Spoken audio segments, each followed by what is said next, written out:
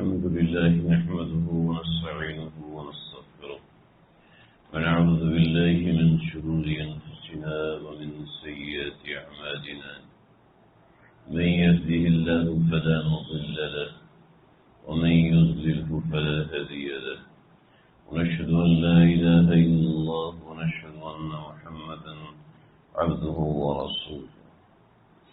أما بعد فأعوذ بالله من الشيطان الرجيم. بسم الله الرحمن الرحيم. يسألونك عن الأنفال قل الأنفال لله والرسول. صدق الله العظيم.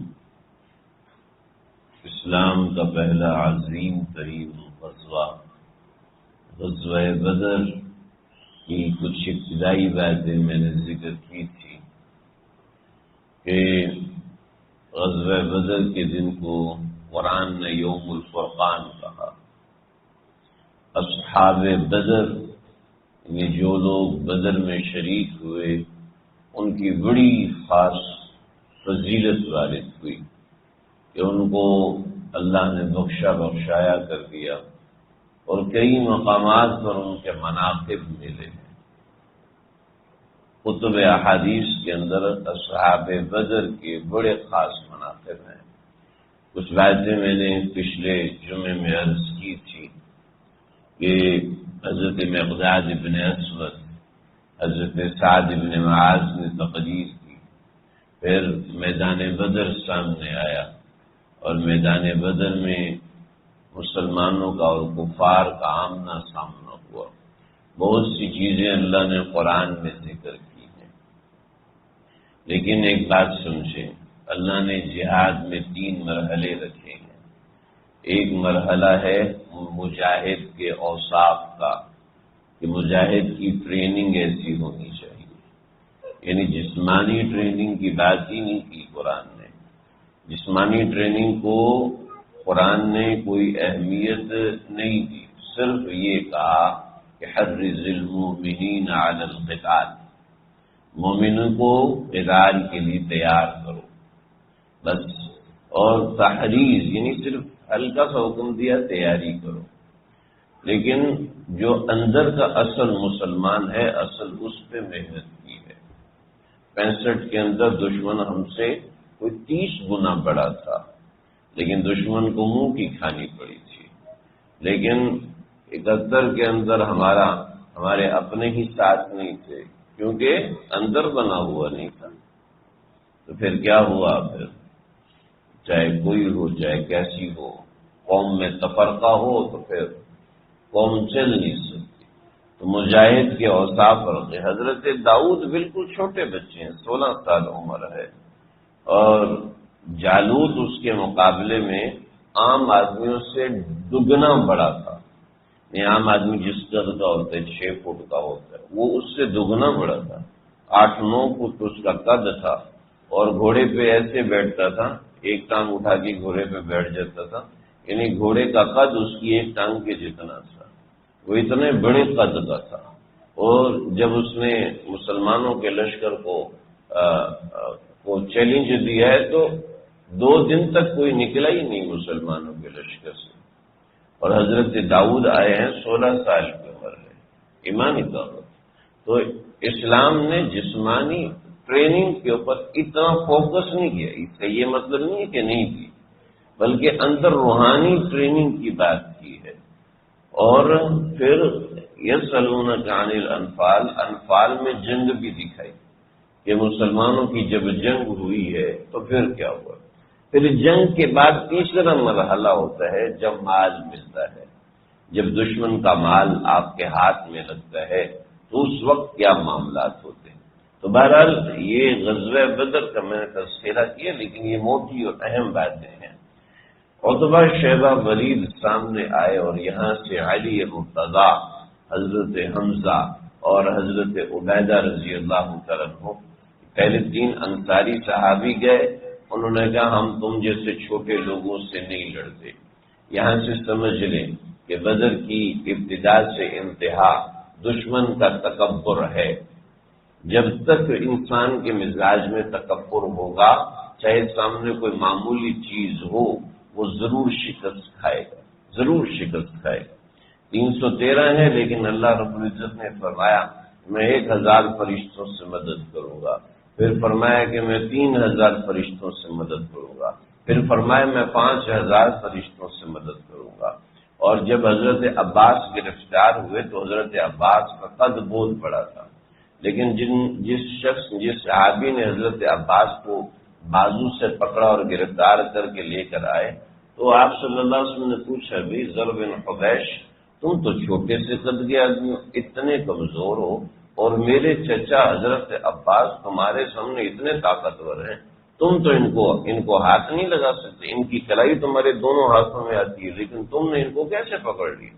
تو کہنے لگے دراصل میں نے کیا پکڑنا تھا، میں نے ایک شخص کو دیکھا جو حضرت عباس سے بھی بڑا تھا، اور اس شخص کو میں نے زندگی میں نہ پہلے کبھی دیکھا اور نہ کبھی بعد میں دیکھا، تو وہ شخص نے ان کا ہاتھ میرے ہاتھ میں پکڑایا اور ان کی ساری طاقت میرے ہاتھ کے نیچے آ گئی اور میں ان کو پکڑ کے آپ کے ہاتھ میں دے دیا۔ تو آپ نے فرمایا کہ ہاں وہ اللہ کے فرشتے تھے جنہوں نے تمہاری مدد کی تھی۔ ایسے ہی جب گمسان کا رن پڑا تو تیروں کی بوچھاڑ ہوئی اور اس کے بعد مسلمانوں کی دو بدو جنگ ہوئی۔ حضرت حمزہ وسط لشکر میں تھے، حضرت سعد بن عبادہ یمین میں تھے، حضرت علی مرتضی یسار میں تھے، اور دشمن کے اوپر جب گمسان کی رن پڑی ہے تو اس میں آپ صلی اللہ علیہ وسلم نے فرمایا کہ جب دشمن بھاگنے لگے تو 2 بندوں کو روک لینا، اس کے علاوہ کسی کو چھوڑنا نہیں، سب کو قتل کر دینا۔ ایک ابو البختری، ان کے آپ صلی اللہ علیہ وسلم پہ احسانات تھے، اور ایک حضرت عباس، یہ آپ علیہ السلام کے چچا تھے۔ آپ نے فرمایا اچھا ایک سمجھ لیجئے کہ ان کو روکنے کا معنی یہ نہیں تھا کہ یہ لوگ کوئی اللہ کے نبی کے رشتہ دار تھے، ورنہ اللہ کے نبی کے رشتہ دار ابو العاص بھی تھے جو کہ لشکر میں شامل تھے، اور کئی آپ صلی اللہ علیہ وسلم کے رشتہ دار لشکر میں شامل تھے۔ یہ بات نہیں ہے مستشرقین نے اس طرح کی باتیں اچھالی ہیں۔ تو نبی علیہ الصلوۃ والسلام نے جنگی حکمت عملی ہوتی ہے اور بہت سی چیزیں ہوتی ہیں۔ جب دشمن پسپا ہونے لگا تو پھر سمجھ میں آئی کہ مسلمان طاقتور ہیں، ان میں ایمانی طاقت، ایمانی اسلحے کی طاقت بھی تو نہیں تھی، یعنی کسی صحابی کے پاس، ان میں سے ہر آدمی کے پاس جیسے ایک سیٹ ہوتا ہے نا، ایک فوجی کے پاس 2 گنز ہوتی ہیں، چھوٹی پستول ہوتی ہیں، ایک اسٹیم گن ہوتی ہے، اور اس کے علاوہ جو کچھ ہوتا ہے جیسے وہ توپچی ہے تو توپ ہوگی اور دوسری چیزیں، تو اس کے پاس سب چیز ہوتی ہے، لیکن ان کے پاس کسی کے پاس ڈنڈا تھا، کسی کے پاس نیزہ تھا، کسی کے پاس تلوار تھی، کسی کے پاس تلوار ہے تو ڈھال نہیں ہے، کسی کے پاس ڈھال ہے تو زرہ نہیں ہے، یعنی کسی کے پاس صرف خنجر ہے اور کوئی صرف ڈنڈا لے کے آیا ہے، اور یہ دشمن کا مقابلہ کریں، اور سامنے دشمن کے پاس ہر فوجی لیس ہے، ہر فوجی کے پاس گھوڑا بھی ہے، گھوڑا نہیں ہے تو اونٹ ہے، اور اس کے علاوہ تلوار، تیر، چھوٹی تلوار، بڑی تلوار، سب کچھ ان کے پاس موجود ہے، لیکن اس کے باوجود مسلمانوں نے جب شکست دی، کہنا کہ جب میرا وار لگنے لگا کہ میں دشمن کو مارنے لگا ہاتھ سے یا مکے سے یا تھپڑ سے یا ڈنڈے سے، تو میں نے دیکھا کہ اس کی گردن کٹی اور آواز اے ہیزوم اس کی گردن کاٹو۔ ہیزوم اس وقت حضرت جبریل کا نام روایات میں آیا ہے۔ تو اس طریقے سے دشمن بھاگنا شروع ہوا۔ جب دشمن بھاگنا شروع ہوا تو یہاں چند اہم باتیں ہیں، چند اہم واقعات ہیں جس کا میں ذکر کرنا چاہتا ہوں۔ سب سے پہلے جو واقعہ امیہ بن خلف کا ہے، امیہ بن خلف کا نام آپ حضرات نے سنا ہوگا، حضرت بلال حبشی کا آقا تھا، اور حضرت بلال حبشی کو جتنی اذیت دیتا تھا وہ آپ سب حضرات نے سنی ہوئی ہے کہ وہ چاہتا تھا کہ حضرت بلال حبشی کبھی بھی اللہ کا نام اپنی زبان سے نہ نکالے، لیکن حضرت بلال حبشی اپنے سینے پہ سخت بھاری اور گرم چٹان رکھی ہے، اور کمر کے نیچے ریت ہے اور تپتی ہوئی ریت ہے اور بعض مرتبہ انگارے ہیں، لیکن اس کے باوجود حضرت بلال احد احد کا نعرہ لگاتے تھے۔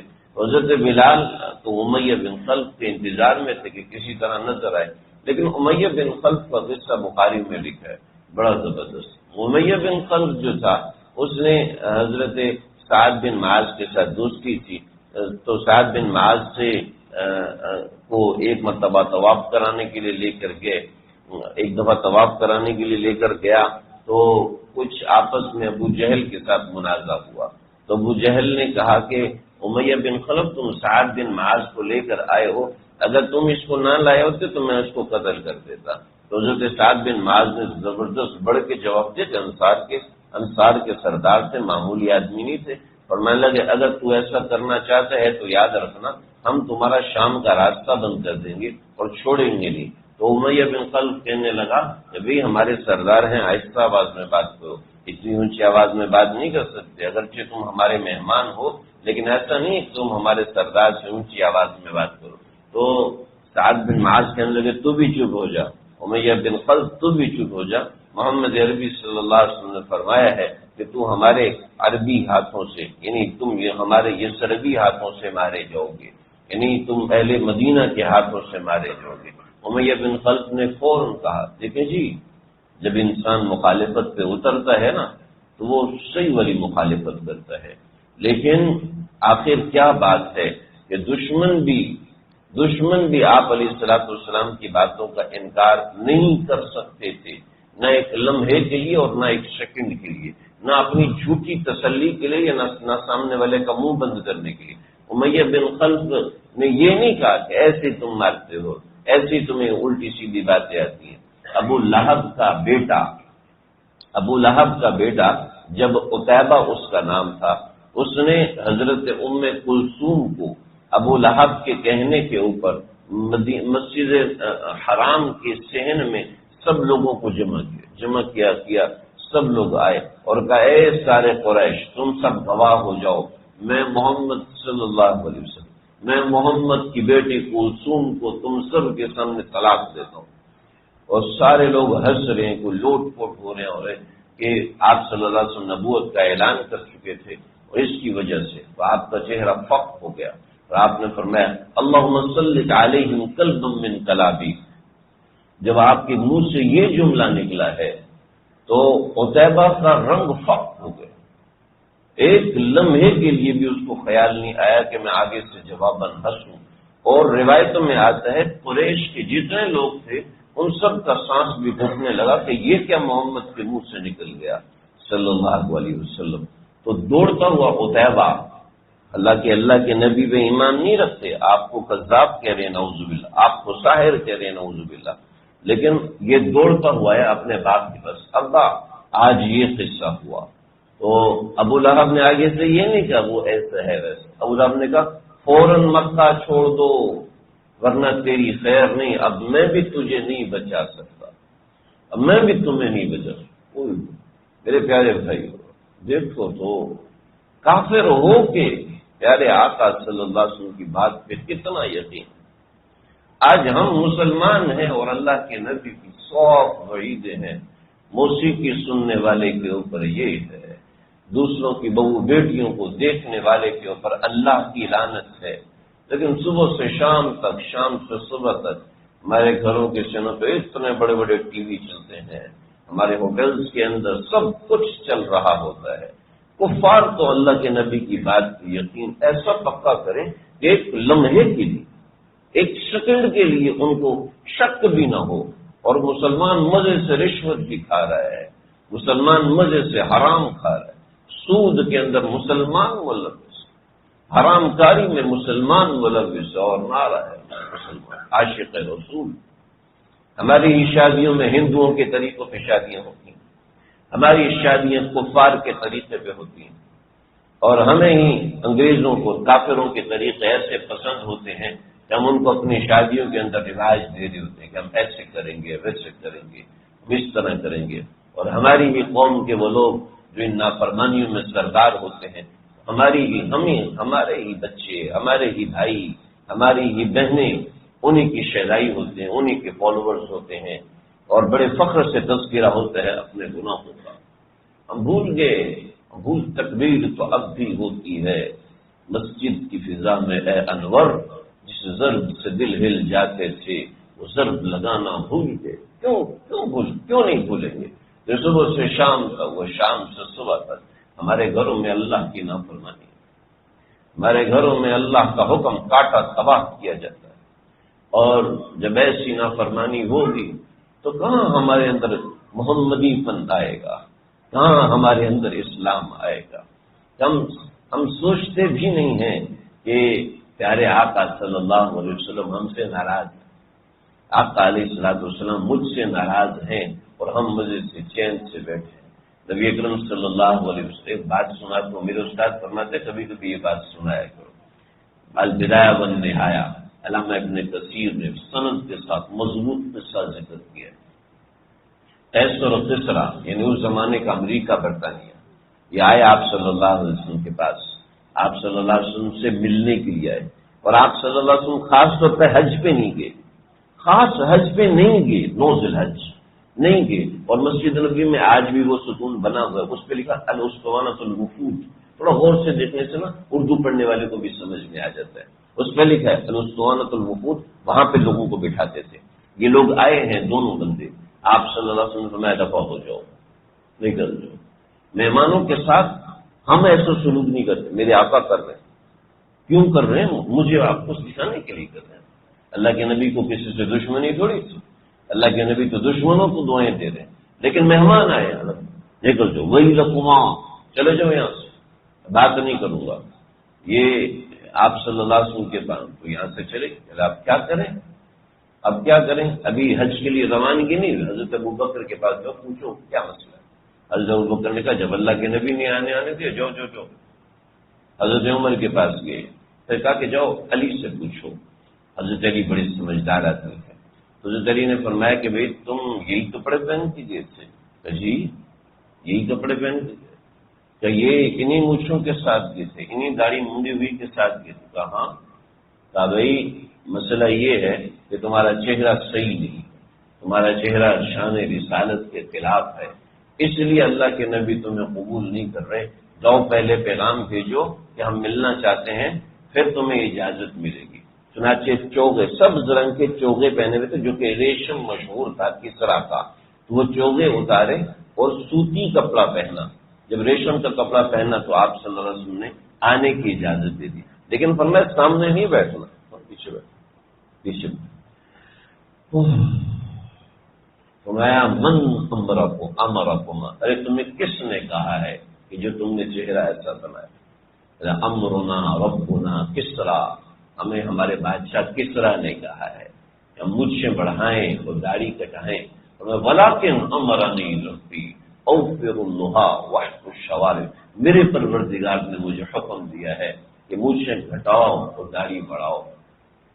دوستو یہ میں نہیں کہہ رہا، میں اپنی کوئی بات نہیں کرنی، میں اپنے پیارے آقا، آپ کے پیارے آقا جس میں اور آپ جان دینے کو تیار ہیں، آج کوئی دشمن کوئی بات ہمارے سامنے کہہ کے دکھائے، اس کی ضرورت نہیں ہے ہمارے سامنے کہہ کے دکھائے، اور کوئی مسلمان ہو، میں قسم کھاتا ہوں آپ میں سے کوئی نہیں چھوڑے گا، وہ شخص جو ویل چیئر پہ بیٹھ کے مسجد میں آتا ہے وہ بھی نہیں چھوڑے گا، اتنا عشق اور اتنی محبت ہے، لیکن فرما برداری کیوں نہیں؟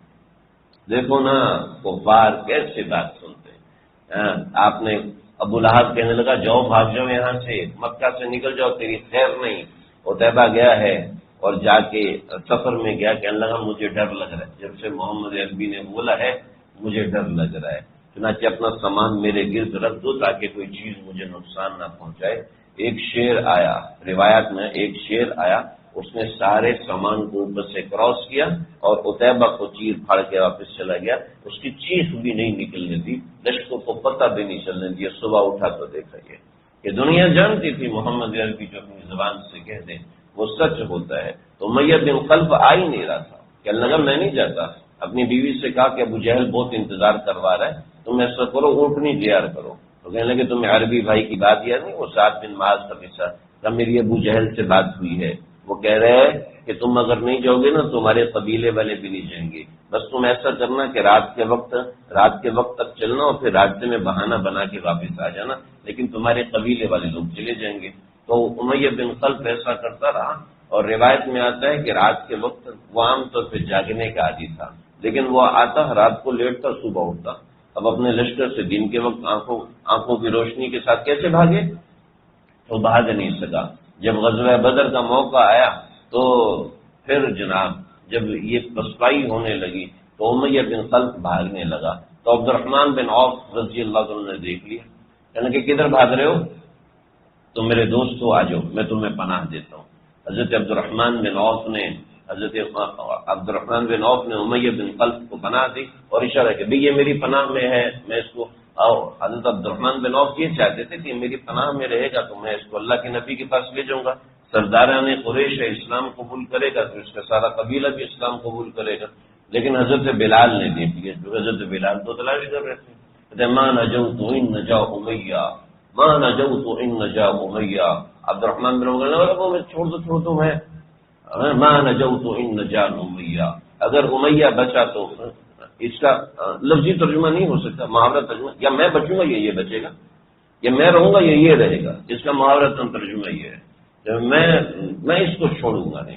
تو وہیں پر مسلمانوں نے حلہ بولا اور حضرت بلال آگے ہے، تو حضرت عبد الرحمن بن عوف امیہ بن خلف کو لٹائے، اس کے اوپر لیٹ گئی کیونکہ خبردار جو اس کے پاس ہے، لیکن امیہ بن خلف تو ایسے ہٹا کٹا، حضرت عبد الرحمن بن عوف بالکل خان پان کے آدمی بالکل، تو امیہ بن خلف تو سارا نیچے سے دیکھ رہا ہے، تو حضرت بلال نے ٹانگ پہ وار کیا اور امیہ بن خلف کو نیچے سے کاٹ دیا۔ امیہ بن خلف کا بیٹا بچانے آیا لیکن وہ بھی نہیں بچ سکا اور ایسے ہی نکل گیا۔ تو اس طرح امیہ بن خلف جو ایک بڑا سردار تھا، عتبہ، شیبہ، ولید، منبہ اور نبی ایسے کئی سرداران تھے جو 24 کی تعداد میں تھے، یہ سارے کے سارے مارے گئے۔ ابو جہل جو تھا یہ بڑی حفاظت میں تھا، بڑی حفاظت، کیونکہ یہ سپاہی سالار تھا اور سپاہی سالار کے پاس عام طور پہ دستہ ہوتا ہے جو اس کی حفاظت کرتا ہے۔ حضرت عبد الرحمن بن عوف فرماتے ہیں کہ میں نے دیکھا میرے دائیں بائیں 2 چھوٹے چھوٹے لڑکے ہیں، ایک کی عمر 15 سال، ایک کی عمر 16 سال ہے، حضرت معاذ اور معوذ، یہ دونوں حضرت افرا کے بیٹے۔ حضرت افرا ایک خاتون ہیں، یہ وہ خاتون ہیں جن کے 7 بیٹے تھے اور 7 کے ساتھ غزوہ احد میں مارے گئے، غزوہ بدر میں مارے گئے، 7 کے ساتھ یہ غزوہ بدر میں مارے گئے۔ اللہ نے ان کو یہ سعادت عطا فرمائی، 14 مسلمان شہید ہوئے جن میں سے 7 ان کے بیٹے تھے، انہی کے بیٹے 7، تو ان میں ایک معاذ کی شہادت غزوہ بدر میں ہوئی اور معوذ جو ہے وہ بچ گئے تھے۔ تو معاذ اور معوذ یہ دونوں حضرت عبد الرحمن بن عوف سے پوچھا ابو جہل کا ہے، کون ہے ابو جہل؟ پہ جانتے ہو؟ جو انصاری تھے، تو ابو جہل دیکھا ہوا نہیں تھا، تو کہنے لگے کہ ابو جہل کون ہے؟ بھائی تم نے کیا کرنا ہے ابو جہل کو؟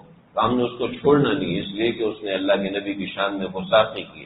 وہ بڑا جنگجو ہے، عرب میں کوئی اس کا مقابلہ نہیں کر سکتا، تم کیا کرو گے؟ آپ اس بات کو چھوڑیں، آپ صرف اتنا بتائیں کہ وہ ہے کہاں پر، کیا جب نظر آئے گا تو بتاؤں گا۔ تو اتنی دیر میں ابو جہل اپنے لاؤ لشکر سمیت وہاں سے گزرا تو کہا وہ ہے ابو جہل۔ دونوں بچے ایسے جھپٹے جیسے عقاب اپنے شکار پہ جھپٹتا ہے، لیکن ظاہر بات ہے اس کے ساتھ دستہ تھا، وہ دستہ تو قریب نہیں آنے دیتا تھا، لیکن انہوں نے اس دستے کو چکما دی کیونکہ چھوٹے تھے، چکما دیا اور ایک نے ابو جہل کے گھوڑے کی ٹانگ پہ وار کیا۔ چھوٹے قد کے تھے، ابو جہل ویسے اونچا تھا اور گھوڑا بڑا تھا، عربی گھوڑا آسانی سے قابو نہیں آتا، تو ایک نے گھوڑے کی ٹانگ پہ وار کیا، ایک نے ابو جہل کی ٹانگ پہ وار کیا۔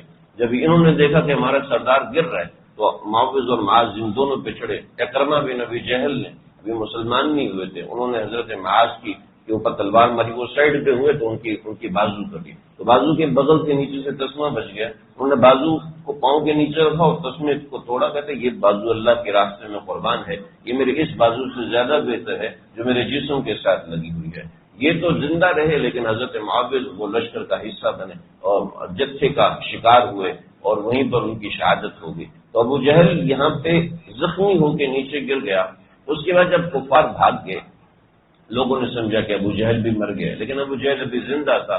تو حضرت عبداللہ بن مسعود رضی اللہ عنہ آئے، حضرت عبداللہ بن مسعود نے دیکھا کہ ابو جہل جو وہ کراہ رہا ہے، کچھ ابھی تو اس کے سینے پہ سوار ہوئے۔ تو حضرت عبداللہ بن مسعود وہ شخصیت ہے، نبی اکرم صلی اللہ علیہ وسلم نے فرمایا تھا کہ بھئی کون ہے کہ جس کے دل میں ذرہ برابر تکبر نہیں ہے؟ تو سب صحابہ خاموش، اب ظاہر بات ہے کون کہہ سکتے؟ تو آپ نے ابن مسعود کھڑے ہو جو، یہ وہ شخص ہے جس کے دل میں ذرہ برابر تکبر نہیں، بعض روایت میں کہ خود کھڑے ہوئے۔ تو حضرت عبداللہ بن مسعود ابو جہل کے سینے پہ سوار ہوئے، تو ابو جہل نے آنکھیں کھولی، پوچھا کون جیتا تھا؟ جی اللہ اور اللہ کے رسول جیت گئے۔ تو وہ کہنے لگے کہ میری گردن کاٹو، میری تلوار سے کاٹو، گردن یہاں سے کاٹنا تاکہ نیچے سے کاٹنا تاکہ گردن تھوڑی اونچی نظر آئے۔ تو آپ صلی اللہ علیہ وسلم نے تو فرمایا تھا کہ ابو جہل جان نظر ہے، اس کی گردن کاٹ دی جائے۔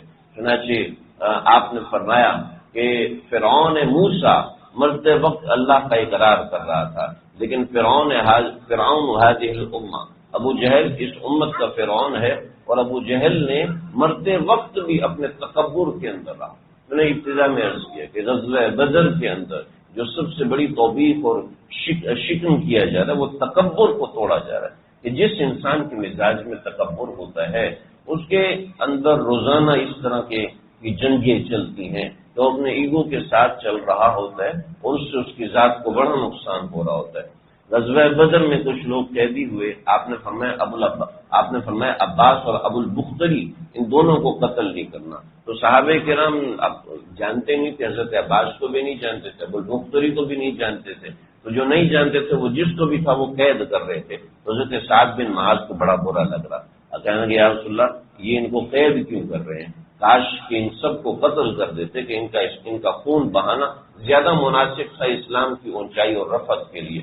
پھر جب بعد میں مشورہ ہوا تو حضرت عمر نے فرمایا کہ قیدیوں کو اپنے ہاتھ سے قتل کیا جائے، تو یہ پہلی دفعہ ریت چلی تھی جو آپ علیہ الصلوۃ والسلام نے چلائی کہ جو قیدی ہیں ان کو پیسے لے کے آزاد کر دو، ورنہ ایسا تھا قیدیوں کو یا تو قتل کرو یا غلام بنا لو۔ آپ نے فرمایا یہ ہمارے بھائی ہیں، یہ ہمارے رشتہ دار ہیں اور ہم ان کو غلام نہیں بنائیں گے۔ چنانچہ اسلام نے یہ ایک نیا معاملہ نکالا، غلامی کا معاملہ، اور غلامی کے حوالے سے اور بہت سی باتیں ہیں جو کہ جنگوں کے ساتھ جڑی ہوئی تھیں۔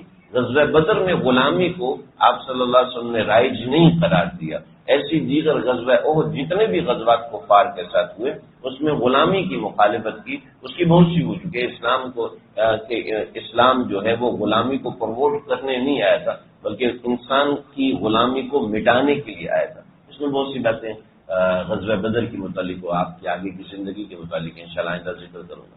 اللہ سمجھنے کے عمل کرنے کی توفیق عطا فرمائے، سنتیں پڑھ لیجیے۔